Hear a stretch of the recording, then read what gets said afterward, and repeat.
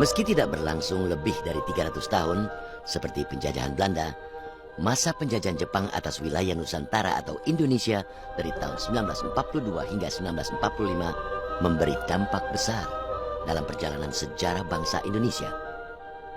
Masa penjajahan Jepang juga meninggalkan jejak-jejak yang beberapa di antaranya bertahan hingga kini.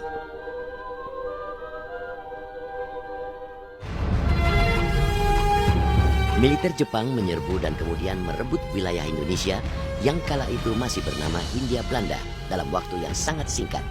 Hanya sekitar 1 bulan setelah menyerang pangkalan militer Amerika Serikat di Pearl Harbor pada bulan Januari 1942, pasukan Jepang menyerang dan menguasai Tarakan, Kalimantan Timur. Satu persatu kemudian wilayah Balikpapan, Ambon, Kendari, dan Pontianak juga diserang dan bisa dikuasai dalam bulan yang sama. Sasaran yang diserang begitu, yang diduduki itu setelah Pearl Harbor tadi, itu adalah pusat-pusat tempat-tempat di mana sumber daya alam itu memang melimpah. Minyak di mana? Tarakan, Balikpapan, Palembang. Ya, karena mesin perang itu kan harus digerakkan dengan minyak. Setelah berhasil merebut beberapa wilayah lain di Indonesia, pada tanggal 5 Maret 1942, tentara Jepang berhasil menguasai kota Batavia.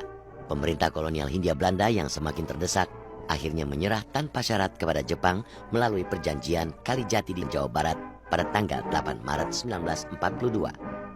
Sebelumnya Jepang sudah merebut luar Jawa ya, Palembang, Makassar, Bali kok sudah. Tapi Jawa belum. Dia baru menyerang Jawa setelah dia pada bulan Februari memenangkan pertempuran laut di Laut Jawa. Terus armada Jepang berhasil mengalahkan armada Inggris Belanda di Laut Jawa, dan kemudian Jepang melakukan pendaratan di Pulau Jawa. Jadi Jepang itu mendarat di Pulau Jawa bulan Maret tahun 42. Belanda menyerah secara mutlak tanpa syarat pada waktu tanggal 8 Maret 42. Jadi Belanda itu hanya berhasil melawan 7 hari. Habis itu sudah kalah. Masuknya tentara Jepang ke wilayah Indonesia sempat disambut baik rakyat Indonesia dengan propaganda sebagai saudara tua yang akan membebaskan rakyat dari penjajahan Belanda. Kedatangan pasukan Jepang tidak banyak mendapatkan perlawanan dari rakyat Indonesia. Boleh dibilang mungkin sampai 3 bulan pertama. Wah, Jepang itu bertindaknya seperti dia mau memberi kemerdekaan pada bangsa Indonesia. Kita masih boleh, saya masih ingat itu di Blora. Kita sudah mulai pakai kata Indonesia. Dan kita sudah naikkan bendera merah putih. Ini, tapi setelah 3 bulan mulai keras dia. Tidak boleh lagi kata Indonesia dipakai atau kecuali untuk tingkat atas gitu ya.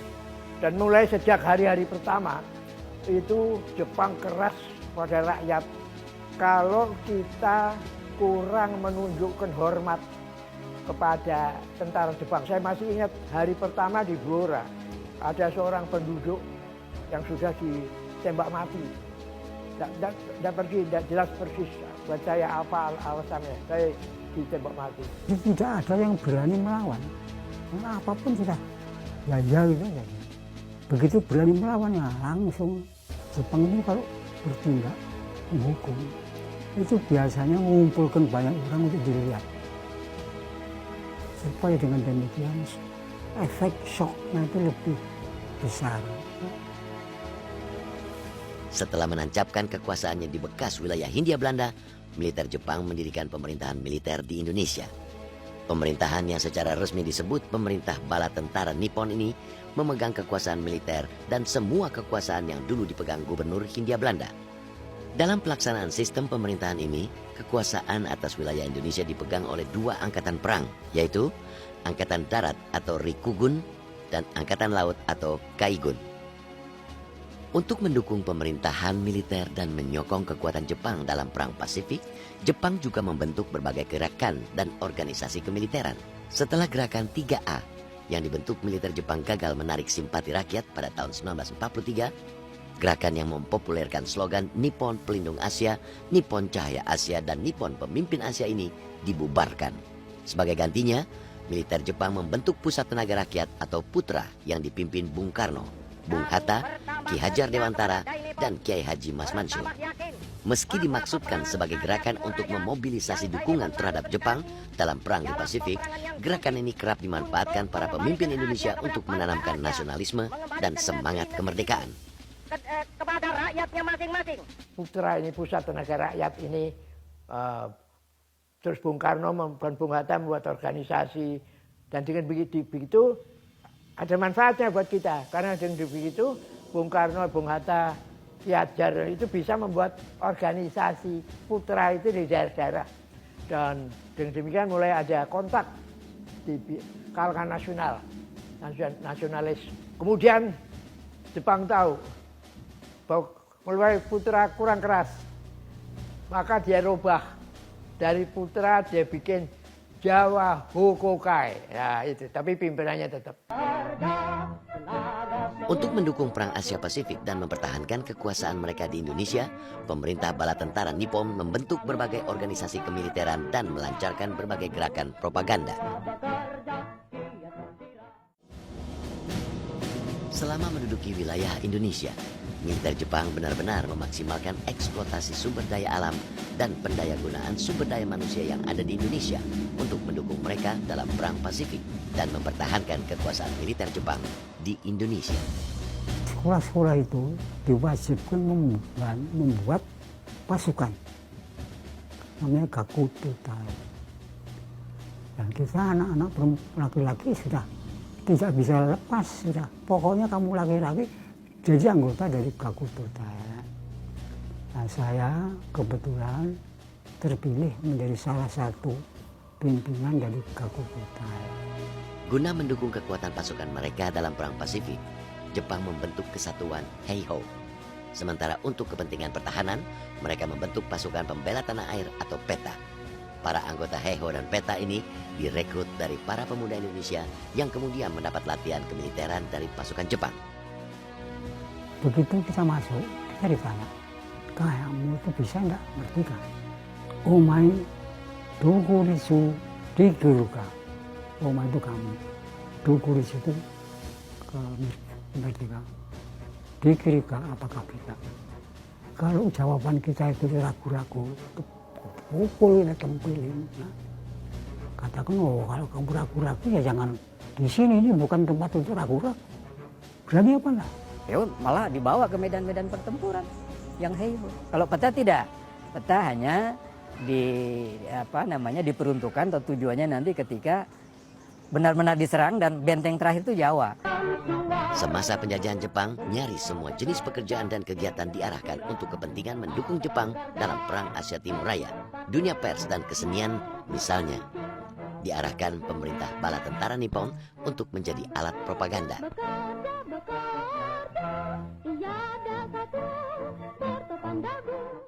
Tidak ada tempatku memohonkan taufik melainkan Allah. Jepang juga mengarahkan acara keagamaan, semisal pengajian, untuk menyisipkan pesan-pesan propaganda mendukung Jepang dalam Perang Asia Pasifik. Pastilah dihendaknya di pihak Nippon untuk menegakkan kemakmuran bersama di Asia Timur Raya yang bilang gemilang. Hiduplah dari Nippon, hiduplah.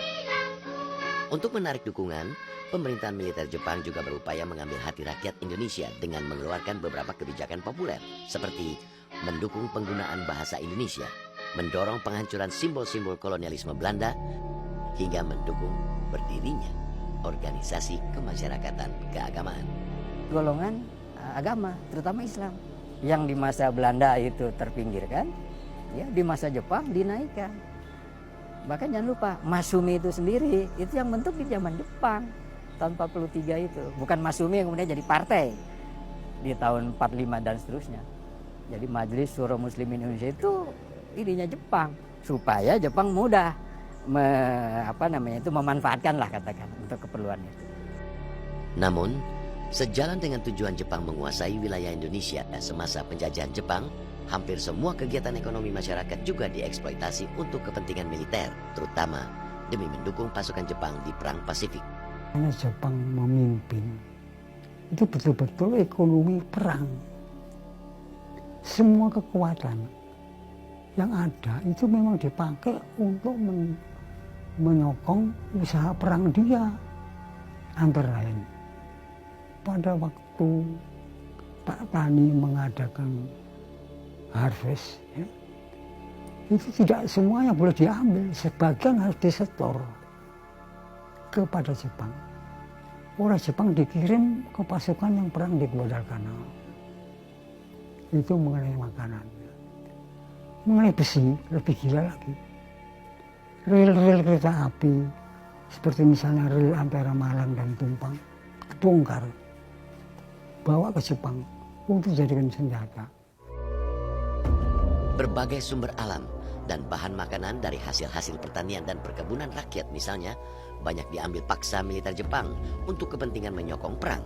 Akibatnya banyak rakyat kekurangan makanan dan terpaksa mengkonsumsi apa saja untuk bertahan hidup. Bencana kelaparan dan kematian saat itu terjadi di banyak tempat.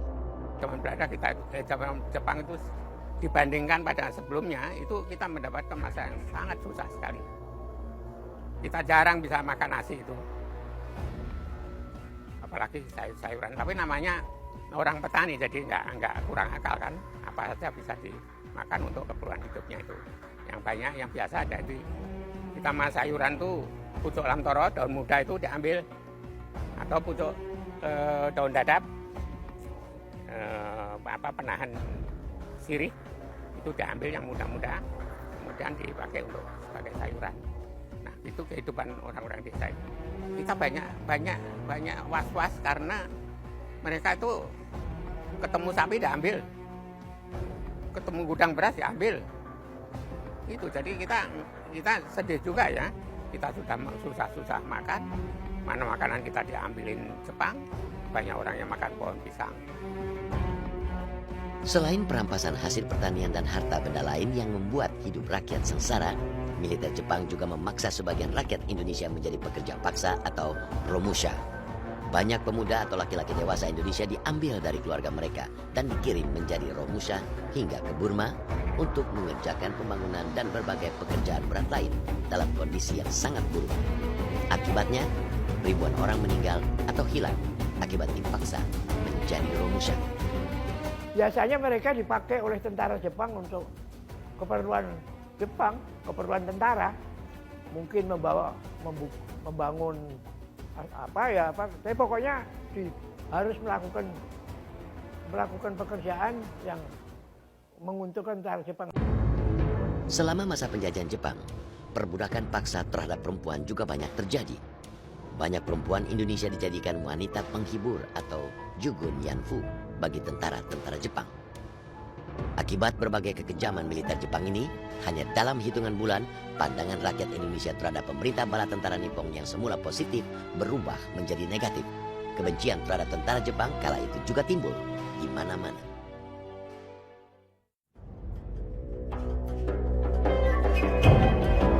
Akibat berbagai kekejaman yang dilakukan militer Jepang, muncul perlawanan di banyak daerah di Indonesia. Di antaranya, pemberontakan Chotliang di Aceh pada tahun 1942. Pemberontakan rakyat Singaparna, Tasikmalaya, Jawa Barat yang dipimpin Kiai Haji Zainal Mustafa pada tahun 1943. Pemberontakan Teguh Hamid di Aceh pada tahun 1944 hingga pemberontakan pasukan peta yang dipimpin Supriyadi di Blitar, Jawa Timur pada tanggal 29 Februari 1945 dan pemberontakan pasukan peta yang pecah di Gumilir, Cilacap pada bulan April 1945. Kiranya pada waktu bikin rumah-rumah di tebing batu itu karena mereka sudah nggak dikasih makan, disuruh kerja keras, akhirnya mereka ada yang sampai juga melawan tentara Jepang itu.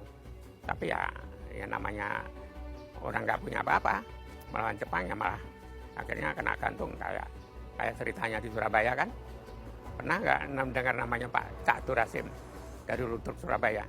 Itu hanya karena dia ngeludruk, dia bikin nyanyian Pak Kupon Omahe Dara. Dijajah nipun awakku loro. Akhirnya ada mata-mata, ya mata-mata di bangsa-bangsa kita sendiri ya. Jepang kan nggak bisa bahasa Indonesia. Dilaporkan akhirnya dipotong leher. Selama kekuasaan Jepang, berbagai bentuk perlawanan bawah tanah juga terjadi. Yang paling terkenal adalah perlawanan yang dipimpin Sultan Syahrir. Ya begini, karena soal ideologi. Syahrir misalnya itu antipati dia, karena fasis kan. Syahrir kan orang sosialis, ya jadi soal aliran pemahaman terhadap satu ideologi. Jadi Hatta agak di tengah, tapi Hatta akhirnya realistis. Karena dia lihat sendiri waktu di Sukabumi itu, siapa yang melanda Jepang itu langsung ditembak dan wah ini nggak bisa dengan cara begitu. Jadi mari kita, itu yang kemudian isinya berkolaborasi. Soekarno juga. Berbagai bentuk kekejaman yang terjadi pada masa penjajahan Jepang di Indonesia baru berakhir setelah militer Jepang kalah dalam Perang Pasifik melawan pasukan sekutu. Dan kemudian Indonesia mendeklarasikan kemerdekaan pada tanggal 17 Agustus 1945. Kami, bangsa Indonesia, dengan ini menyatakan kemerdekaan Indonesia. Masa penjajahan militer Jepang di Indonesia yang berlangsung sekitar 3,5 tahun mewariskan banyak hal yang beberapa diantaranya bahkan bertahan hingga kini. Meski menyebabkan begitu banyak penderitaan, ada beberapa hikmah yang bisa dipetik bangsa Indonesia. Beberapa diantaranya adalah diperbolehkannya bahasa Indonesia menjadi bahasa komunikasi nasional, hingga bahasa Indonesia bisa mengukuhkan diri sebagai bahasa nasional. Cita-cita yang mulia itu. Sejak Jepang berkuasa, tidak boleh lagi menggunakan bahasa Belanda, bahasa Inggris. Yang boleh hanya bahasa Jepang dan bahasa Indonesia. Nah itu mulai berkembangnya bahasa Indonesia di situ. Sehingga semua orang kemudian bisa berbahasa Indonesia. Tadinya enggak, zaman Belanda belum. Zaman Belanda disebutnya cuma bahasa Melayu. Semasa penjajahan Jepang, dukungan Jepang pada semangat anti Belanda yang diantaranya ditunjukkan Jepang pada perubahan nama kota Batavia menjadi Jakarta. Dan diperbolehkannya lagu Indonesia Raya yang dilarang semasa penjajahan Belanda menjadi lagu kebangsaan Indonesia pada tahun 1944 juga memungkinkan para tokoh dan pemimpin nasional menggalang semangat nasionalisme di kalangan rakyat banyak. Tindakan militer Jepang yang mendekati para pemimpin nasional seperti Soekarno dan Hatta agar mau membantu Jepang memobilisasi rakyat Indonesia juga ikut mengukuhkan posisi keduanya sebagai pemimpin nasional dan memberi kesempatan mereka memimpin rakyat Indonesia, hal yang tidak pernah bisa dilakukan semasa penjajahan Belanda. Pergerakan kebangsaan atau pergerakan nasional Indonesia itu mendapat dukungan lebih luas di zaman Jepang. Diberikan wadah-wadah di level elitnya, tersedianya wadah-wadah itu, wadah untuk membicarakan Indonesia merdeka. Kan dibentuk badan penyelidik, Jokoritsu Jumitsu Sakai itu yang kemudian menjadi panitia persiapan kemerdekaan Indonesia. Pembentukan beberapa organisasi kemiliteran seperti Heiho dan Peta semasa penjajahan Jepang di kemudian hari juga berguna menyediakan banyak pemuda terlatih untuk pembentukan Badan Ketentaraan Nasional yang dibentuk setelah proklamasi kemerdekaan Indonesia. Kita sebagai pemuda dibangunkan kehendak untuk merdeka. Yang dulunya tidak ada, enak aja sudah. Untuk apa? Untuk apa perang? Oh ujungnya enak. Tidak ada semangat untuk membantu usaha-usaha untuk mempertahankan kemerdekaan. Dan Jepang itu dengan latihan-latihan yang keras kepada kita di Peta bisa menggugah spirit kita, fighting spirit kita. Apalagi disertai dengan doktrin Danketsu, Shinomade Gambare, ya, Sekening. Ya. Jadi kecuali skill sebagai tentara, kita juga diberi value spiritual sebagai pejuang. Dalam pengaturan masyarakat, pemerintah bala tentara Nippon juga mewariskan beberapa institusi kemasyarakatan yang bertahan hingga kini. Di antaranya, pembentukan strata masyarakat hingga tingkat paling bawah, yaitu Tonarigumi atau rukun tetangga atau RT, yang berguna untuk pengorganisasian masyarakat. Yang positif tadi, RT itu Tonarigumi, jadi tujuannya sebetulnya untuk keperluan Jepang, memudahkan mengkoordinir lah, daripada susah bagaimana. Oke deh, kumpul kira-kira 30-40 keluarga itu Tonarigumi ya. RT kan sekarang sekitar itu jumlahnya. Supaya mudah dikonsolidasi, dikumpulkan tugas-tugas terutama penyerahan wajib tuh. Tapi juga dilatih nanti kalau ada serangan militer, kan zaman perang.